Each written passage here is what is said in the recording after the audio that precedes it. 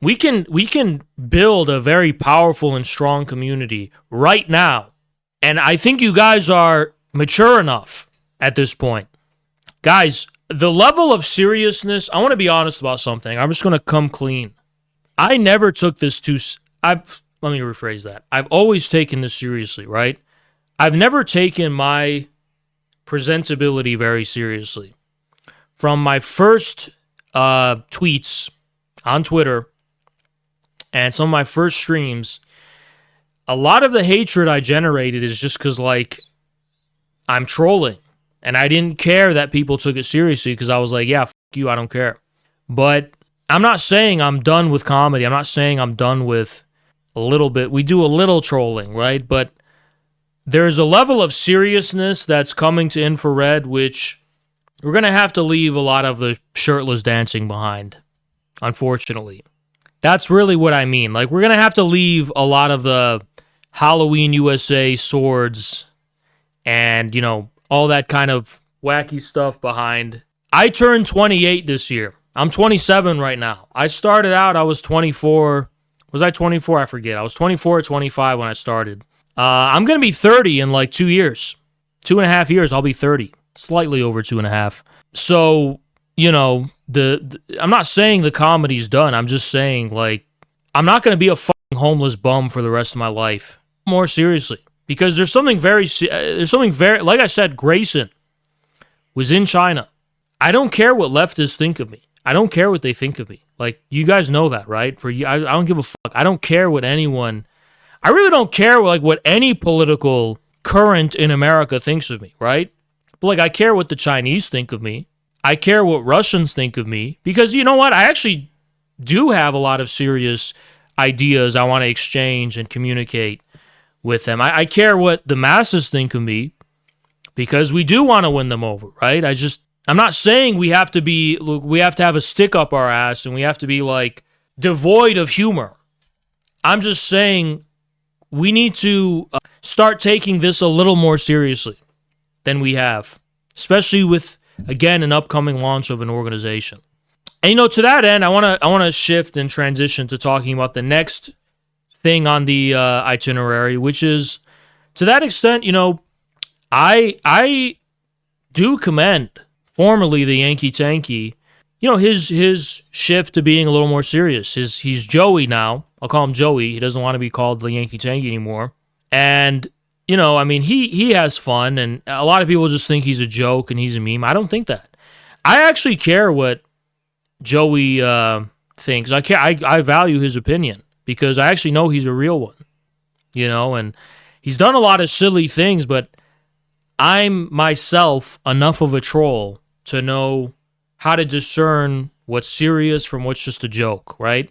I know how to see people's humanity behind the comedy. Now, unless someone is mentally ill and is just, like, so beyond the threshold of any rational explication, that person is mentally disabled then, right? But Yankee Tanky Joey's not mentally disabled. They are very self-aware, I'm turning all the trolling they've ever done and stuff, and I want to take some of his criticisms a little more seriously and address them in good faith, because I can see where he's coming from in the absence of some crucial and missing information. Now, because the organization is taking so long to launch alongside my book, by the way, don't worry about my book. My book is for me. It's not even for you. It's for me first, and then it's for you. I need this book. I need it. You understand? I need this book so I have something to reference and I have something to point to when it comes to the essence of Infrared's position. And although this one is just about political philosophy, this is where an actual theoretical breakthrough is going to dwell. It's where it's going to live. Infrared is kind of theoretically homeless in the strict sense that we don't have one thing we could refer to basically define its novel theoretical contribution. So I actually need this book more than anyone else. Now, when it comes to the Yankee Tanky, what he's basically saying it's kind of a black pill, and he feels that none of this is going anywhere, and Let me pull up what he was saying exactly so I can quote him correctly. He's basically been saying that he's sick of having to kind of sacrifice so much just to advertise a word, communism. He's like, when I talk to people, that word communism, it's such an insurmountable obstacle to overcome. And I'm sick of having to like explain all this stuff and sacrifice so much just for this brand and just for this word, which in America will never go anywhere. And he's basically saying that instead of communism, he says we should just be Americans and Americanists. And I think this view is well-intentioned, but I think it's deeply mistaken. And to give you what I think, when you're talking to ordinary people, you do need to be mindful of the words you're using. And no, I don't think you should sacrifice everything just for a word. But you need to understand that a communist party, for example, is supposed to represent the most advanced state of consciousness of not only the proletarian class, but all society and all history as far as your country is concerned. And there is an inevitable lag between the advanced consciousness of the Communist Party and the masses. It's an insurmountable lag. It's an insurmountable lag. It can never be overcome. It wasn't even overcome in the Soviet Union.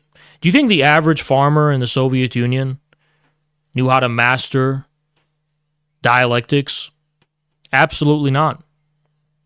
The role of a communist party has always been to disseminate the advanced consciousness, not just in a top-down way, but also through the scientific method of socialism, which is appraising people's consciousness where it is, and accordingly allowing that to alter your own view of where people are materially. And read between the lines. It's almost like a psychoanalytic symptomal reading. You discern the symptoms. But in any case, I don't want to go too much into that. I just want to say that there's a ground of consciousness that communism represents that is inevitably separate from the masses. And if you read Lenin, Lenin makes an unambiguous and clear point about this in his earliest writings and polemics.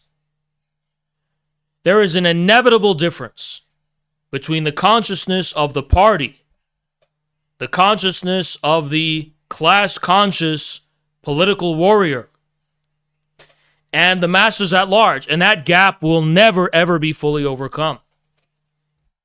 So, the biggest mistake that's being made is going down to the masses and trying to recruit them into your organization. This is what CPI was doing. This is what PSL does. This is what CPUSA does. They're just trying to go and recruit people to make them into communists. But I want to teach you a little bit about history. Thank you so much, Porco Morco. I appreciate you so much. I want to teach you a little bit about history. When Lenin was polemicizing around the split that occurred between the Bolsheviks and the Mensheviks, not a lot of people know what that split was about. Actually, the Mensheviks were trying to make the Russian Social Democratic Labor Party more inclusive. They were trying to open up and loosen the strict requirements for membership so as to basically allow the masses to join the party. That sounds great, right? That sounds like the correct position. No one wants to be a gatekeeper. We're famously against gatekeeping. But Lenin and the Bolsheviks insisted upon keeping strict membership requirements. No, you do need to be educated. No, you do need to have advanced consciousness. No, we're not just opening this up to the workers at large. Yes, this is going to be an elite. Why did they insist on that? Is it just because they're elitists? No. It's because Lenin and his comrades, his followers, were insisting upon a very important and crucial difference. And that difference is between the advanced state of consciousness of the party and the material existence of the masses. And to dilute that distinction and to no longer afford it any recognition is how you slip in opportunism. Because the Mensheviks, in bringing all these masses of people into the party, can basically dilute their own position of reformism and collaboration with the big bourgeoisie and go unchallenged because nobody's educated enough to challenge them in the first place. So this is not gatekeeping, because the Bolsheviks were not saying that party work should no longer involve workers. That's not what they were saying. The Bolsheviks were saying we will maintain the trade unions that we organize. We will maintain party cells in factories and trade unions and among the workers' movement. He wasn't saying we pull out of the workers' movement and we just jack ourselves off as elite intellectuals. He says, no, we are still going to be organizing the working class and working among the masses. But we need to distinguish the basis of our work, which is a collective, which is a party, and the work itself among the masses.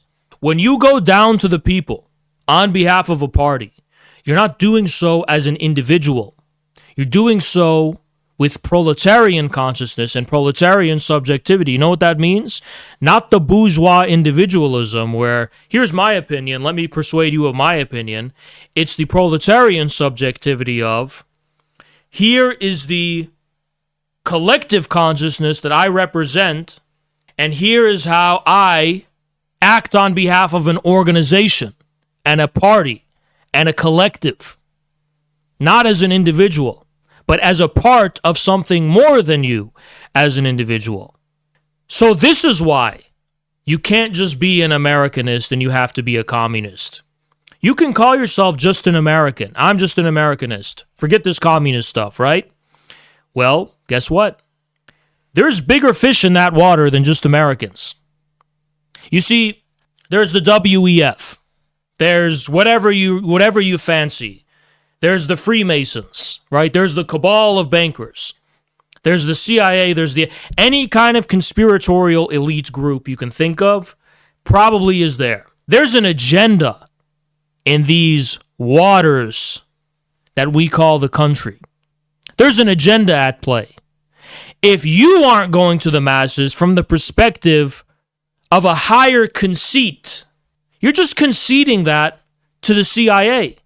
The CIA is maintaining the protocol of separation between the organization and the masses. They have their conspiracy. Why don't we have our own? And the difference between their conspiracy and our conspiracy is very simple. Our conspiracy is out in the open. The communists disdain to conceal their views. Make no mistake, the Communist Party is a conspiracy. But it's a people's conspiracy. It's our conspiracy. It's the one that's out in the open. And just as much as the workers may refer to the WEF, to the Illuminati, to the Freemasons, or whatever the hell they else want to refer to, they can also point to the Communist Party as our conspiracy. Those are our guys. Those are our guys. The bourgeoisie has its conspiracy. It has its advanced organizational apparatus. So does the proletariat. And yes, you bet your f***ing ass that apparatus and that organization is going to be made up of the most elite, the most talented, the most skilled, the most selfless, and the most dedicated. And that's what it means to be a communist. That doesn't mean you're gatekeeping and you think you're better than others. You are going down to the people and you're working among them. And you're molding your opinions and your consciousness and your understanding to be commensurate with that of the people. But it's always an indirect relation. It's never direct. You can never dissolve the distinction between the advanced organization and the masses as they are. You can never, ever dissolve that distinction. And if you don't believe that distinction is there, and you decide, I just want to be an American, I don't want to be a communist anymore, respectfully speaking, I would ask you to reckon with the sharks that are in the water with you already. You say, I don't want to be a shark myself, I want to be a small fish. Well, there's sharks with you in that water anyway. And by being a small fish, you're depriving other small fish of the ability to, let's say we're dolphins, I don't know, this is a bad analogy, to fend those other sharks off. They're there. I mean, the conspiracy of someone else's non-American organization is there. You think the deep state just says, oh, we're American patriots and that's it? No, they don't. And I get the desire to just feel like you're one with the masses, but you're not. You're just not. You're just not. The role of a communist party is to lead the masses. And you lead the masses by correctly understanding the masses. But the work of understanding the masses already implies a separation between you and them. I'm not saying you have to be an elitist on a cultural level. Be one with the masses. Wear the clothing of the masses. Work at the same workplaces as the masses. Be one with them. But your consciousness needs to be that of a leader. Your consciousness needs to be different from the consciousness of everyone around you. Ask any factory organizer. I think Joe Sislak will attest to this. Ask anyone in the labor movement. When you're going as an organizer to an unorganized territory, no one wants to hear this. You know what the truth is about your coworkers? Your coworkers have a slavish consciousness to their bosses and to their employers. When the employer comes in on cookie day and says, and he's exploiting the fuck out of his workers, hey, free cookies, and there's always that one guy, let's call him Bob. He's always going, yeah, cookie day. It was like, he's kissing the ass of the management. Right? Anybody who has any experience, I do myself, anyone who has any experience working in it doesn't have to be a factory setting, any kind of proletarian setting where you have coworkers, and if it's not unionized and it's not organized, guess what? 90% of people kiss the ass of management for free. How do I know this? Because I have direct personal experience with it. There's one warehouse job I worked very briefly. It was like a few weeks. It was nothing, right? But I was so shocked. It was. Thank you so much, Sleeper Cell. I appreciate you so much. So there was the warehouse where we're doing all the work, unpacking. The warehouse doesn't even have chairs. There's nothing. It's just an empty fucking warehouse, and we are unloading the boxes, and it was for like an electric company. There was cars. They were getting the meters out. Yada, yada, yada. We were loading the cars when they came, and we were sweeping floors. There's no chairs, there's nothing, and there's barely a bathroom, and there's no lunchroom. Crazy, right? There's no fridge. Management, the guy, so I was with my coworkers, and they're like, oh, I don't know what this guy's name was, like, uh-oh, Big Bad Bill from corporate is coming, and apparently this was a regional manager who's like a really sadistic hard ass. Like, they made him sound like he's Vince McMahon from WWE, whatever. Just a guy in a suit who's a big asshole. Why isn't that spec cleaned? Why is that box this way? Regional manager was coming down, and everyone, he was like the big bad wolf. I'm not scared of that bitch. You want to throw down, we'll throw down, bitch. Anyway, because I'm the youngin'. But nobody had my mentality. Everyone else had this slavish respect for him. This guy comes here. He comes to the warehouse, and he tells everybody, all right, I'm seeing a lot of people going into there's fucking offices where management and all the keyboard employees were working. I was actually working in the warehouse with my hands. I worked a few warehouse jobs. This is the one that was very brief. This one was very brief that I worked at. But I wasn't in the place with the computers. I was actually in the warehouse, right? And he goes, apparently he enforced this new rule where if anyone is so much as caught back there to use the fridge or to use the bathroom back there, you're fired. And they're like, well, what's the reason? And then the lower management tells us, oh, the reason is he doesn't think that it contributes well to the hierarchy. Like, the warehouse workers should never, it's just like, imagine this, there's a warehouse and it's connected to this like office space. We're not allowed to even be seen in there. It's like we're fucking untouchable Dalits in India. Like we're on the lower caste. We can't even be seen in there because that would promote a destruction of the hierarchy of the workplace and the order of domination between management and the workers. Guess what? I thought that was bullshit. None of my coworkers did. They thought it was normal. And they even found ways to justify it to themselves. Why am I telling you this story? Thank you so much, Johnny. I appreciate you. 90% of workers act exactly. like SpongeBob. But any labor organizer will tell you, when you're a labor organizer and you're in that workplace, even as a worker, You are not gonna just follow the fucking masses in that. No, you're gonna be a fucking wolf. You're gonna be the one that shepherds the workers to the correct position. It's either you or it's fucking management. You're gonna be the one that gives them the confidence, that gives them the strength. Even if you have to be forceful about it and you have to be mean about it, you're going to be going in there as a distinct agent as an actor. You're not going to be diluted among your coworkers. You're going to be different. You're going to be special. And what's the difference? You got a chip on your shoulder. You're not SpongeBob. You're Squidward. You know? You got a chip on your shoulder. You're not walking in there acting like everybody else so that you could be one with the masses. No, you're different. Well, respectfully, I want to tell Joey, that's all being a communist means at the scale of the country. Forget about just the workplace. Scale up to the entire country. That's what it means to be a communist. We are different. Sure. The word communism seems unsalvageable in this country, but we can't let go of what makes us different. We can't. We can't let go of the fact that we do have a unique vision. We do have a unique purport. Let's call it not a conceit, but a purport. Let's call it a wager. We have a wager that if we unite the most advanced, what we consider, let's call it even philosophical consciousness. It's really scientific consciousness. If we unite Marxism, this theory called Marxism, which attempts to explain the laws governing historical development.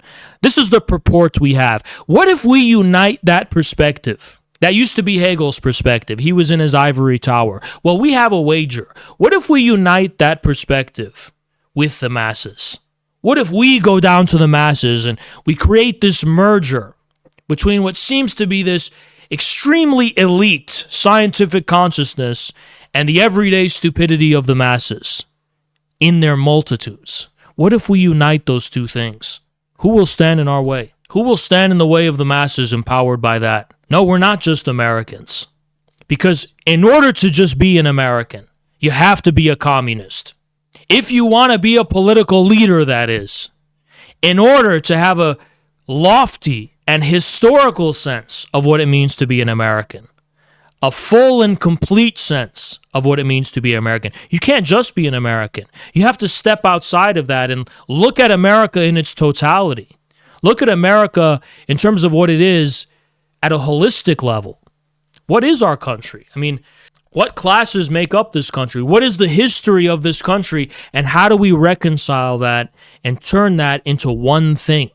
This is the sacred task of communists in every country, to have insight into the total integrity of both the history and the reality of their country. And in order to have that perspective, you need to step outside your country a little bit and have a bigger picture. By all means, go down to the masses, and you don't have to call yourself a communist to them. I agree, you're not there to sell a word. You're there to appraise the consciousness of the people. So go and do that. And once you're done doing that, you don't have to even call yourself a communist. And once you're done doing that, report back to the party. Report back to the organization. Report back to the single organ of the proletarian class, which will absorb, integrate, and assimilate that information in a way that's efficient, in a way that is conducive to knowledge. That's what science means. In a way that's conducive, ultimately, to the action of an organization. You guys should be forming groups right now in Telegram, Discord, I don't care what it is, and pooling your information together. Okay, I went to this rally. Here's my field report. Here's my field report of this experience. Here's my field report. Compile these things and share them with each other. Guys, this is the internet age. It's the information age. It's a no-brainer that you should be doing this. Don't wait for me to finish my book or for the organization to launch officially. Go and do this now. You don't need to advertise it to Twitter, because I feel like that's what a lot of people are asking to do right now. I feel like a lot of people are just waiting around and being like, when can I go on Twitter and run around with a flag and say, yeah, I'm representing the organization? And it's like, you're missing the point. Like, that's 10% of it. That's not 90% of it. That's the tip of the iceberg. But a lot of people just want to feel like feel like they're doing something without actually doing it. It's just, it's hard to even explain. Like they want to have the rush of like having their actions validated when what they really need to be doing is having their actions judged. And in order for your actions to be judged, you need to risk failing. If you go out and start doing a lot of actions in the name of this organization, you're not looking for praxis. You're looking to just fulfill a conclusion that's already in your head. I mean, how is that science, though? How is that praxis? Put it this way. If you already knew the outcome of your action, all science would be superfluous. If I was mixing chemicals and I already know about every possible, what's the point of even doing it? If you know what's going to happen, what's the point of doing it? What do you gain? Oh, I gain communism. My life will get better. Well, let me give you a black pill then. Your life's not going to be better through any activism that you do. Your life gets better when you say, fuck everyone, I'm just going to make money. That's how you make your life personally better. That's not what communism is about. It's not making you as an individual. It's not fixing your life personally. Communism takes a toll on your life because you have to be selflessly devoted to something that is far beyond you. And I need to strongly emphasize that this organization is not for everyone.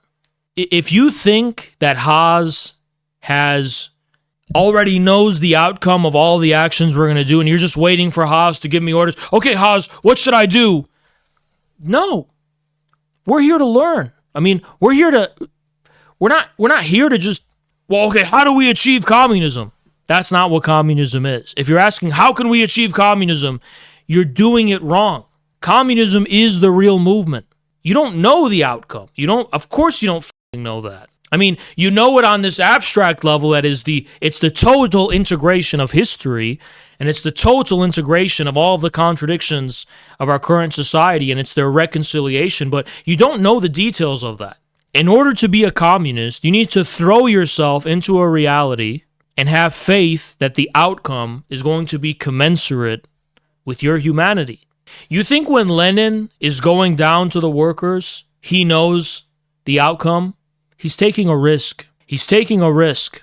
And what risk is he taking? He's taking the risk that some shared meaning, which not only vindicates the science of Marxism, but vindicates this shared sense of the deep contradictions of the society that he's in, will arise. And he doesn't know what that looks like. I mean, you think Lenin knew peace, land, and bread in 1910? You think he knew that? You're taking a risk, and you're procuring an outcome that you're not aware of. And that's the beginning of science. You learn.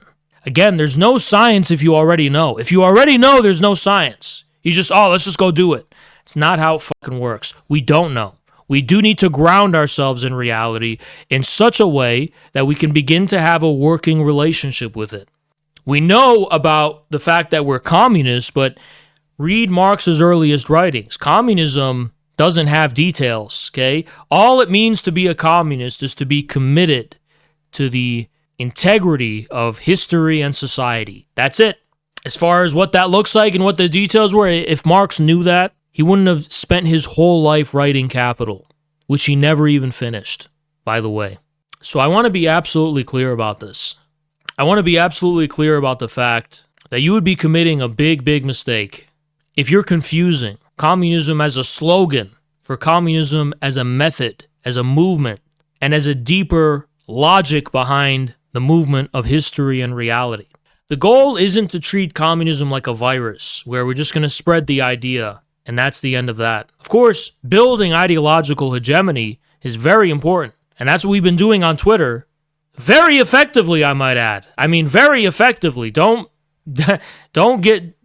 twist my message. I mean, I think we're doing a hell of a job right now. But when you're involving yourself with a movement, you need to see a deeper content behind your ideological position than just the name. So, again, in good faith, I think Joey is getting two things confused. He's like, well, the content of communism is just this kind of, okay, anti-war, let's, nationalize the bank, and let's...